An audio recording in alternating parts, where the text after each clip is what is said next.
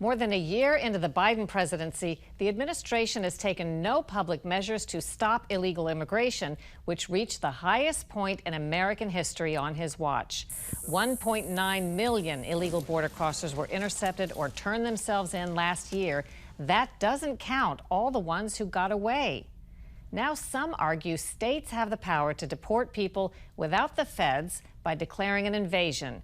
One of those trying to convince state officials to use that authority is Ken Cuccinelli, Deputy Secretary of Homeland Security under President Trump. So under the Constitution, the states can repel an invasion without federal permission. This is not immigration law. Pulling guns and fighting? Well, this isn't tanks and planes. It is a war. It is using their war power, but they don't need the tanks and planes. This is literally just stopping people in the same way the Department of Homeland Security stops them in the desert. But instead of catching and releasing them, as the federal government does under their immigration agencies today, the states can turn them right back around into Mexico. And that power exists, you think, or it can be argued that that power is granted to the states in the Constitution? It's always been there. The states preserved it. They weren't granted it because the states created the federal government. So they kept this power to themselves to defend themselves. This isn't something that wasn't thought about by the founders. They incorporated it in. They were very explicit that it doesn't just cover nation states, that it can cover any sort of hostile band or encroachment, and that's what we see going on a scale we've never seen before on our southern border. You're part of an effort to try to convince power brokers in these border states to grab and take the powers you say they have within their grasp. What exactly could they do? Let's say a state says, yes, we want to do this. It would be state personnel doing almost exactly what we were doing in DHS under the Public Health Authority, except they would be doing it under their constitutional authority to defend themselves. You don't bring them into facilities.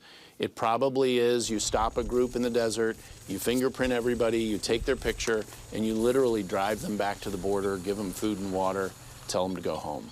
Does this require the governor or some other authority in a state to make some kind of declaration and say we're going to do this? This authority is under the commander-in-chief of every state, and the governor of every state is also the commander-in-chief, and it is from that authority. So the governor has the sole discretion to decide this and to execute the authority. Nobody can make the governor do it. And you see candidates for governor, for instance, in Arizona, staking out positions on this. And my prediction is, using Arizona as an example, the next governor of Arizona will not be elected in November without committing to exercise this self-defense authority. This is not just a historic year or two in terms of illegal immigration. This is in the lifetime of our country. We've never had so much illegal immigration. Is that accurate? It's absolutely accurate. We're shattering every kind of record we ever had for illegal immigration. And that's what happens when you have a president who essentially invites the whole world in with no conditions, including, by the way, known or suspected terrorists, criminals, gang members, cartel members. They're not turning many of these people back.